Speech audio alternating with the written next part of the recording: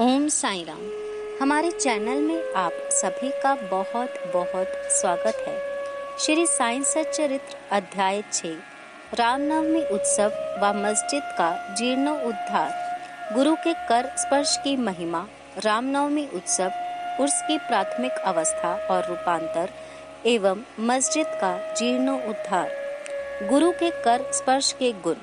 जब सतगुरु ही नाव के खिवैया हों तो निश्चय ही कुशलता तथा सरलता पूर्वक इस भवसागर के पार उतार देंगे। सतगुरु शब्द का उच्चारण करते ही मुझे श्री साईं की स्मृति आ रही है। ऐसा प्रतीत होता है मानो वह स्वयं मेरे सामने ही खड़े हैं और मेरे मस्तक पर ऊदी लगा रहे हैं। देखो देखो, वे अपना अपनक वरद हस्त उठाकर मेरे मस्तक पर रख रहे हैं। अब मेरा हृदय आनंद से भर गया है। मेरे नेत्रों से प्रेम अश्रु बह रहे हैं। सतगुरु के कर स्पर्श की शक्ति महान आश्चर्यजनक है। सूक्ष्म शरीर जो संसार को भस्म करने वाली अग्नि से भी नष्ट किया जा सकता है, वह केवल गुरु के कर स्पर्श से ही पल भर में नष्ट हो जाता है। अनेक जन्मों के समस्त पाप भी मन स्थिर हो जाते हैं। श्री साईं बाबा के मनोहर रूप के दर्शन कर कंठ प्रफुल्लता से रुंध जाता है। आंखों से अश्रुधारा प्रवाहित होने लगती है और जब हृदय भावनाओं से भर जाता है तब सो अहम भाव की जागृति होकर आत्मा अनुभव के आनंद का आभास होने लगता है। मैं और तू का भेद नष्ट हो जाता है और तत्क्षण ही ब्रह्मा के साथ अभिन्नता प्राप्त हो जाती है। जब मैं धार्मिक ग्रंथों का पठन करता हूँ तो क्षण क्षण में सतगुरु की स्मृति हो आती है। बाबा राम या कृष्ण का रूप धारण कर मेरे सामने खड़े हो जाते हैं और स्वयं अपनी जीवन कथा मुझे सुनाने लगते हैं। अर्थात जब मैं भागवत का श्रवण करता हूँ तब बाबा श्री कृष्ण का स्वरूप धारण कर लेते हैं और तब मुझे ऐसा प्रतीत होने लगता है कि वे ही भागवत या भक्तों के कल्याणार्थ उद्धव गीता सुना रहे हैं। जब कभी भी मैं किसी से वार्तालाप किया करता हूँ तो मैं बाबा की कथाओं को ध्यान में लाता हूँ, जिससे उनका उपयुक्त अर्थ समझाने में सफल हो सकूं। जब मैं लिखने के लिए बैठता हूँ तब एक शब्द या वाक्य की रचना भी नहीं कर पाता हूँ, परंतु जब वे स्वयं कृपा कर मुझसे लिखवाने लगते हैं तब फिर उसका कोई अंत नहीं होता।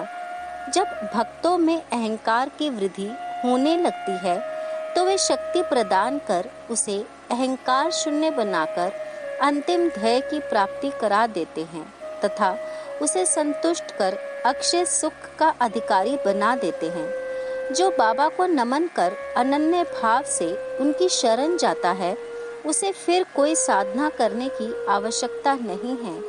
धर्म, अर्थ, काम और मोक्ष उसे सहज ही में प्राप्त हो जाते हैं। ईश्वर के पास पहुंचने के 4 मार्ग हैं: कर्म, ज्ञान, योग और भक्ति। इन सब में भक्ति मार्ग अधिक कंकटाकीर्ण गड्ढों और खाइयों से पूर्ण है, परंतु यदि सतगुरु पर विश्वास कर गड्ढों और खाइयों से बचते और पदानुक्रमण करते हुए सीधे अग्रसर होते जाओगे तो तुम अपने ध्येय अर्थात ईश्वर के समीप आसानी से पहुंच जाओगे। श्री साईं बाबा ने निश्चयात्मक स्वर में कहा है कि स्वयं ब्रह्मा और उनकी विश्व उत्पत्ति, रक्षण और लय करने आदि की भिन्न भिन्न शक्तियों के पृथक तत्व को में भी एकत्व है। इसे ही ग्रंथकारों ने दर्शाया है।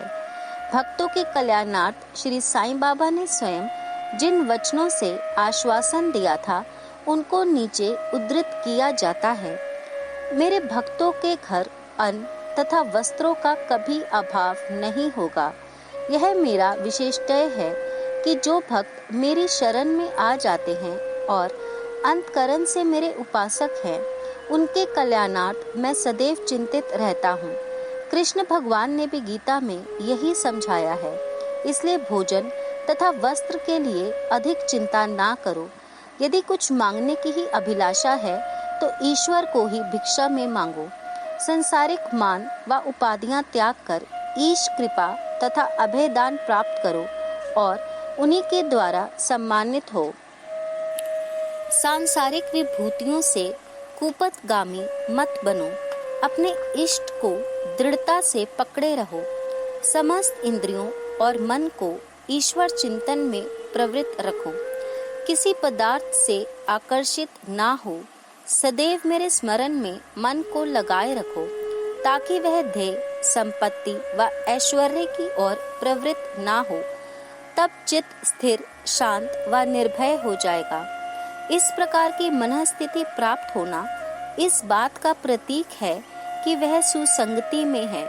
यदि चिंतन की चंचलता नष्ट ना हुई तो ऐसे एकाग्र नहीं किया जा सकता। बाबा के उपयुक्त को उद्धृत कर ग्रंथकार शिरडी के रामनवमी उत्सव का वर्णन करता है। शिरडी में मनाए जाने वाले उत्सवों में रामनवमी अधिक धूमधाम से मनाई जाती है। अतएव इस उत्सव का पूर्ण विवरण जैसा कि साईं लीला पत्रिका सन 1925 के पृष्ठ 197 पर प्रकाशित हुआ था, यहाँ संक्षेप में दिया जाता है। प्रारंभ। कोपर गांव में श्री गोपालराव गुंड नाम के एक इंस्पेक्टर थे। वे बाबा के परम भक्त थे। उनकी 3 स्त्रियां थीं, परंतु एक के भी संतान ना थी। श्री साईं बाबा की कृपा से उन्हें एक पुत्र रत्न की प्राप्ति हुई। इस हर्ष के उपलक्ष्य में सन 1897 में उन्हें विचार आया कि शिरडी में मेला अथवा उर्स मनवाना चाहिए। उन्होंने यह विचार कर शिरडी के अन्य भक्त तात्या पाटिल, दादा कोते पाटिल और माधवराव के समक्ष विचारनाट प्रकट किया। उन सभी को यह विचार अति रुचिकर प्रतीत हुआ तथा उन्हें बाबा की भी स्वीकृति और आश्वासन प्राप्त हो गया। उर्स भरने के लिए सरकारी आज्ञा आवश्यक थी, इसलिए एक प्रार्थना पत्र कलेक्टर के पास भेजा गया, परंतु ग्राम कुलकर्णी के आपत्ति उठाने के कारण स्वीकृति प्राप्त ना हो सकी। बाबा का आश्वासन तो प्राप्त हो ही चुका था, अतः पुनः प्रयत्न करने पर स्वीकृति प्राप्त हो गई। बाबा की अनुमति से रामनवमी के दिन उर्स भरना निश्चित हुआ। ऐसा प्रतीत होता है कि कुछ निष्कर्ष ध्यान में रखकर ही उन्होंने ऐसी आज्ञा दी, अर्थात उर्स व रामनवमी के उत्सवों का एकीकरण तथा हिंदू मुस्लिम एकता, जो भविष्य की घटनाओं का से स्पष्ट है कि यह ध्येय पूर्ण सफल हुआ। प्रथम बाधा तो किसी प्रकार हल हुई। अब द्वितीय कठिनाई जल के अभाव की उपस्थित हुई। शिरडी तो एक छोटा सा ग्राम था और पूर्व काल से ही वहाँ जल का अभाव बना रहता था। गांव में केवल 2 कुएं थे, जिनमें से एक तो प्राय सूख जाया करता था और दूसरे का पानी खारा था। बाबा ने उसमें फूल डालकर उसके खारे जल को मीठा बना दिया, लेकिन एक कुएं का जल कितने लोगों को पर्याप्त हो सकता था। इसलिए तात्या पाटिल ने बाहर से जल मंगवाने का प्रबंध किया। लकड़ी व बांसों की कच्ची दुकानें बनाई गईं तथा कुश्तियों का भी आयोजन किया गया। गोपालपाव गुंड के एक मित्र दामू अन्ना का सार अहमदनगर में रहते थे। वे भी संतानहीन होने के कारण दुखी थे। श्री साईं बाबा की कृपा से उन्हें भी एक पुत्र रत्न की प्राप्ति हुई थी। श्री गुंड ने उनसे एक ध्वज देने को कहा। एक ध्वज जागीरदार श्री नाना साहब निमोनकर ने भी दिया। ये दोनों ध्वज बड़े समारोह के साथ गांव में से निकाले गए और अंत में उन्हें मस्जिद, जिसे बाबा द्वारका माई से पुकारा करते थे, उसके कोनों पर फहरा दिया गया। यह कार्यक्रम अभी पूर्ववत ही चल रहा है। चंदन समारोह। इस मेले में एक अन्य कार्यक्रम का भी श्री गणेश हुआ, जो चंदन उत्सव के नाम से प्रसिद्ध है। यह कोरहल के एक मुस्लिम भक्त श्री अमीर सक्कर दलाल के मस्तिष्क की सूझ थी। प्राय इस प्रकार का उत्सव सिद्ध मुस्लिम संतों के सम्मान में ही किया जाता है। बहुत सा चंदन घिसकर बहुत सी चंदन धूप थालियों में भरी जाती हैं तथा लोहवान जलाए जाते हैं और अंत में उन्हें मस्जिद में पहुंचाकर जुलूस समाप्त हो जाता है। थालियों का चंदन और धूप नीम पर और मस्जिद की दीवारों पर डाल दिया जाता है। उस उत्सव का प्रबंध प्रथम 3 वर्षों तक श्री अमीर सक्कर ने किया और उनके पश्चात उनकी धर्मपत्नी ने किया। इस प्रकार हिंदुओं द्वारा ध्वज व मुसलमानों के द्वारा चंदन का जुलूस एक साथ चलने लगा और अभी तक उसी तरह चल रहा है। प्रबंध। रामनवमी का दिन श्री साईं बाबा के भक्तों को अत्यंत ही प्रिय और पवित्र है। कार्य करने के लिए बहुत से स्वयंसेवक तैयार हो जाते थे और वे मेले के प्रबंध में सक्रिय भाग लेते थे। बाहर के समस्त कार्यों का भार तात्या पाटिल और भीतर के कार्यों को श्री साईं बाबा की एक परम भक्त महिला राधा कृष्ण माई संभालती थी। इस अवसर पर उनका निवास स्थान अतिथियों से परिपूर्ण रहता और उन्हें सब लोगों की आवश्यकताओं का भी ध्यान रखना पड़ता था। साथ ही वे मेले की समस्त आवश्यक वस्तुओं का भी प्रबंध करती थीं। दूसरे कार्य जो वे स्वयं खुशी से किया करती वह था मस्जिद की सफाई करना, चूना पोतना आदि। मस्जिद की फर्श तथा दीवारें निरंतर धूनी जलने के कारण काली पड़ गई थीं। जब रात्रि को बाबा चावड़ी में विश्राम करने चले जाते तब वह यह कार्य कर लिया करती थीं। समस्त वस्तुएं धूनी सहित बाहर निकालनी पड़ती थीं और सफाई व पुताई हो जाने के पश्चात वे पूर्ववत सजा दी जाती थीं। बाबा का अत्यंत प्रिय कार्य गरीबों को भोजन कराना भी इस कार्यक्रम का एक अंग था। इस कार्य के लिए बृहत भोज का आयोजन किया जाता था और अनेक प्रकार की मिठाइयां बनाई जाती थीं। यह सब कार्य राधा कृष्ण माई के निवास स्थान पर ही होता था। बहुत से धनाढ़े व श्रीमंत भक्त इस कार्य में आर्थिक सहायता पहुंचाते थे। उर्स का रामनवमी के त्योहार में समन्वय। सब कार्यक्रम इसी तरह उत्तम प्रकार से चलता रहा और मेले का महत्व शनह शनह बढ़ता ही गया। सन 1911 में एक परिवर्तन हुआ। एक भक्त कृष्णराव जोगेश्वर भीष्म श्री साईं सगुन उपासना के लेखक अमरावती के दादा साहब खाड़पड़े के साथ मेले के एक दिन पूर्व शिरडी में दीक्षित वाड़े में ठहरे। जब वे दलान में लेटे हुए विश्राम कर रहे थे तब उन्हें एक कल्पना सूझी। इसी समय श्री लक्ष्मण राव उपनाम काका महाजनी पूजन सामग्री लेकर मस्जिद की ओर जा रहे थे। उन दोनों में विचार विनिमय होने लगा और उन्होंने सोचा कि शिरडी में उर्स व मेला ठीक रामनवमी के दिन ही भरता है। इसमें अवश्य ही कोई गूढ़ रहस्य निहित है। रामनवमी का दिन हिंदुओं को बहुत ही प्रिय है। कितना अच्छा हो यदि रामनवमी उत्सव अर्थात श्री राम का जन्मदिन का भी श्री गणेश कर दिया जाए। काका महाजनी को यह विचार रुचिकर प्रतीत हुआ।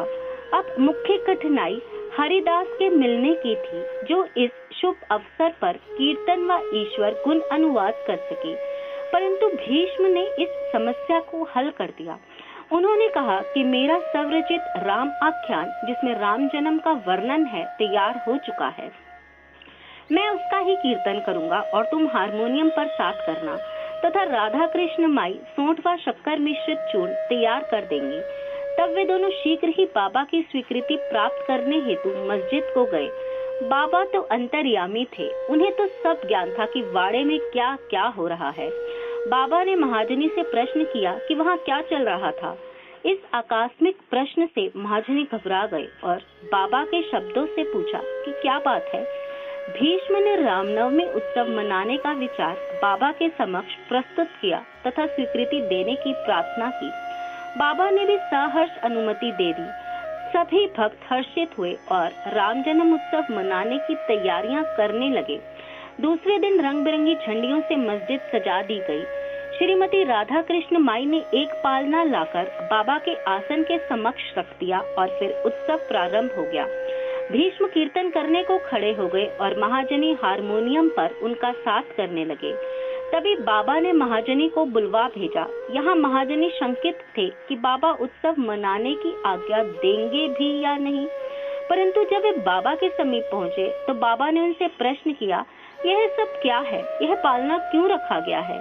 महाजनी ने बतलाया कि रामनवमी का कार्यक्रम प्रारंभ हो गया और इसी कारण यह पालना यहाँ रखा गया। बाबा ने निम्बर पर से 2 हार उठाए। उनमें से एक हार तो उन्होंने काका जी के गले में डाल दिया तथा दूसरा भीष्म के लिए भेज दिया। अब कीर्तन प्रारंभ हो गया था। कीर्तन समाप्त हुआ तब श्री राजा राम की उच्च स्वर से जय जयकार हुई। कीर्तन के स्थान पर गुलाल की वर्षा की गई। जब हर कोई प्रसन्नता से झूम रहा था, अचानक ही एक गरजती हुई ध्वनि उनके कानों पर पड़ी। वस्तुतः जिस समय गुलाल की वर्षा हो रही थी तो उसमें से कुछ कण अनायास ही बाबा की आंखों में चले गए। तब बाबा एकदम क्रुद्ध होकर उच्च स्वर में अपशब्द कहने व कोसने लगे। यह दृश्य देखकर सब लोग भयभीत होकर सिर पिटाने लगे। बाबा के स्वभाव से भली भांति परिचित अंतरंग भक्त भला इन अपशब्दों का कब बुरा मानने वाले थे। बाबा के इन शब्दों तथा वाक्यों को उन्होंने आशीर्वाद समझा। उन्होंने सोचा कि आज राजा राम का जन्मदिन है, अतः रावण का नाश, अहंकार एवं दुष्ट प्रवृत्ति रूपी राक्षसों के संहार के लिए बाबा को क्रोध उत्पन्न होना सर्वथा उचित ही है। इसके साथ साथ उन्हें यह विदित था कि जब कभी भी शिरडी में कोई नवीन कार्यक्रम रचा जाता था तब बाबा इसी प्रकार कुपित या क्रुद्ध हो ही जाया करते थे, इसलिए वे सब स्तब्ध ही रहे। इधर राधा कृष्ण माई भी भयभीत थी कि कहीं बाबा पालना ना तोड़ फोड़ डालें, इसलिए उन्होंने काका महाजनी से पालना हटाने के लिए कहा, परंतु बाबा ने ऐसा करने से उन्हें रोका। कुछ समय पश्चात बाबा शांत हो गए और उस दिन की महापूजा और आरती का कार्यक्रम निर्विघ्न समाप्त हो गया। उसके बाद काका महाजनी ने बाबा से पालना उतारने की अनुमति मांगी, परंतु बाबा ने अस्वीकृत करते हुए कहा कि अभी उत्सव संपूर्ण नहीं हुआ है, अगले दिन गोपाल काला उत्सव मना दिया जाएगा।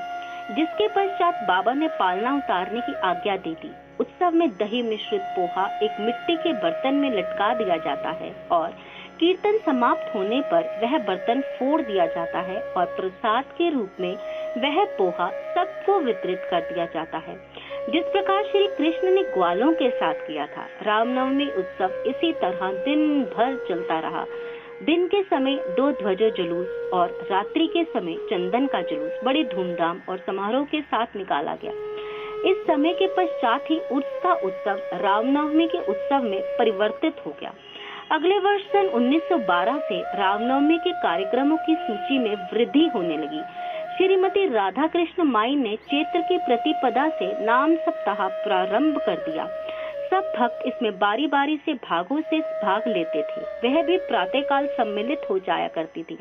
देश के सभी भागों में रामनवमी का उत्सव मनाया जाता है, इसलिए अगले वर्ष हरिदास के मिलने की कठिनाई पुनः उपस्थित हुई, परंतु उत्सव के पूर्व ही यह समस्या हल हो गई।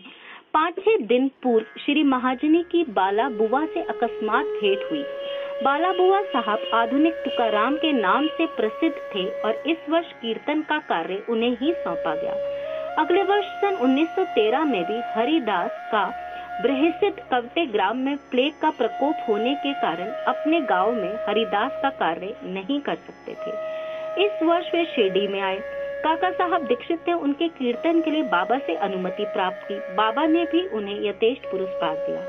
सन 1914 से हरिदास की कठिनाई बाबा ने सदैव के लिए हल कर दी। उन्होंने यह कार्य स्थायी रूप से दासगणु महाराज को सौंप दिया। तब से वह इस कार्य को उत्तम रीति से सफलता और विविधता पूर्वक पूर्ण लगन से निभाते रहे। सन 1912 से उत्सव के अवसर पर लाखों की संख्या में उत्तरोत्तर वृद्धि होने लगी। चैत्र शुक्ल अष्टमी से द्वादशी तक शिरडी में लोगों की संख्या में इतनी अधिक वृद्धि हो जाया करती थी मानो मधुमक्खी का छत्ता ही लगा हो। दुकानों की संख्या में बढ़ती ही गई। प्रसिद्ध पहलवानों की कुश्तियां होने लगी। गरीबों को बृहद स्तर पर भोजन कराया जाने लगा। राधा कृष्ण माई के घोर परिश्रम के फलस्वरूप शिरडी को संस्थान का रूप मिला। संपत्ति भी दिन प्रतिदिन बढ़ने लगी। एक सुंदर घोड़ा, पालकी, रथ और चांदी के अन्य पदार्थ, बर्तन, पात्र, शीशे इत्यादि भक्तों ने उपहार में भेंट किए। उत्सव के अवसर पर हाथी भी बुलाया जाता था। यद्यपि संपत्ति बहुत बड़ी, परंतु बाबा उन सबसे साधारण वेशभूषा धारण करते थे। यह ध्यान देने योग्य है कि जुलूस तथा उत्सव में हिंदू और मुसलमान दोनों ही साथ साथ कार्य करते थे, परंतु आज तक ना उनमें कोई वाद विवाद हुआ और ना ही कोई मतभेद ही। पहले तो लोगों की संख्या 5-7 हजार के लगभग ही होती थी, परंतु किसी किसी वर्ष तो यह संख्या 75,000 तक पहुंच जाती थी। फिर भी ना कभी कोई बीमारी फैली और ना ही कोई दंगा हुआ। मस्जिद का जीर्णोद्धार। जिस प्रकार उर्स का मेला भराने का विचार प्रथमः श्री गोपाल गुंड को आया था, उसी प्रकार मस्जिद के जीर्णोद्धार का विचार भी प्रथमः उन्हें ही आया। उन्होंने इस कार्य के निमित्त पत्थर एकत्रित कर उन्हें वर्गाकार करवाया, परंतु इस कार्य का श्रेय उन्हें प्राप्त नहीं होना था। वे सुयश तो नाना साहब चांदोरकर के लिए ही सुरक्षित था और फर्श का कार्य काका साहब दीक्षित के लिए। प्रारंभ में बाबा ने इन कार्यों की स्वीकृति नहीं दी, परंतु स्थानीय भक्त महलसापति के आग्रह करने पर साईं बाबा की स्वीकृति प्राप्त हो गई और एक रात में ही मस्जिद का पूरा फर्श बन गया। अभी तक बाबा एक टाट के ही टुकड़े पर बैठते थे। अब उस टाट के टुकड़े को वहां से हटाकर उसके स्थान पर एक छोटी सी गादी बिछा दी गई। सन 1911 में सभा मंडप भी घोर परिश्रम के उपरांत ठीक हो गया। मस्जिद का आंगन बहुत छोटा तथा असुविधाजनक था। काका साहब दीक्षित आंगन को बढ़ाकर उसके ऊपर छप्पर बनाना चाहते थे। यथेष्ट द्रव्य राशि व्यय कर उन्होंने लोहे के खंभे, बलियां व कैंचियां मोल ली और कार्य भी आरंभ हो गया। दिन रात परिश्रम कर भक्तों ने लोहे के खंभे जमीन में गाड़े। जब दूसरे दिन बाबा चावड़ी से लौटे, उन्होंने उन खंभों को उखाड़ फेंक दिया और अति क्रोधित हो गए। तब वे एक हाथ से खंभा पकड़ उसे उखाड़ने लगे और दूसरे हाथ से उन्होंने तात्या का साफा उतार लिया और उसमें आग लगाकर गड्ढे में फेंक दिया। बाबा के नेत्र जलते हुए अंगारे के सदृश लाल हो गए। किसी को भी उनकी ओर आंख उठाकर देखने का साहस नहीं होता था। सभी बुरी तरह भयभीत होकर विचलित होने लगे कि अब क्या होगा। भागोजी शिंदे, बाबा के एक कोड़ी भक्त, कुछ साहस कर आगे बढ़े, पर बाबा ने उन्हें धक्का देकर पीछे ढकेल दिया। माधवराव की भी वही गति हुई। बाबा उनके ऊपर भी ईंट के ढेले फेंकने लगे। जो भी उन्हें शांत करने गया, उसकी यही दशा हुई। कुछ समय के पश्चात क्रोध शांत होने पर बाबा ने एक दुकानदार को बुलाया और एक जरीदार फेंटा खरीद कर अपने हाथों से उसे तात्या के सर पर बांधने लगे, जिसे उन्हें विशेष सम्मान हो गया। यह विचित्र व्यवहार देखकर भक्तों को आश्चर्य हुआ। वे समझ नहीं पा रहे थे कि किस अज्ञात कारण से बाबा इतने क्रुद्ध हुए। उन्होंने तात्या को क्यों पीटा और तत्क्षण ही उनका क्रोध क्यों शांत हो गया। बाबा कभी कभी अति गंभीर तथा शांत मुद्रा में रहते थे और बड़े प्रेम पूर्वक वार्तालाप किया करते थे, परंतु अनायास ही बिना किसी गोचर कारण के वे क्रोधित हो जाया करते थे। ऐसी अनेक घटनाएं देखने में आ चुकी हैं, परंतु मैं इसका निर्णय नहीं कर सकता कि उनमें से कौन सी लिखूं और कौन सी छोड़ूं। अतः जिस क्रम से वे यह आती जाएंगी, उसी प्रकार उनका वर्णन किया जाएगा। अगले अध्याय में बाबा यवन है या हिंदू, इसका विवेचन किया जाएगा तथा उनके योग, साधना, शक्ति और अन्य विषयों पर भी विचार किया जाएगा। श्री सद्गुरु साईनाथ अर्पण अस्तु। शुभम भवतु। हमारे ज्ञानवर्धक कार्यक्रम देखने के लिए आप अभी सब्सक्राइब करें, बेल आइकन को प्रेस करें ताकि आप सब देख सकें हमारा कार्यक्रम सबसे पहले।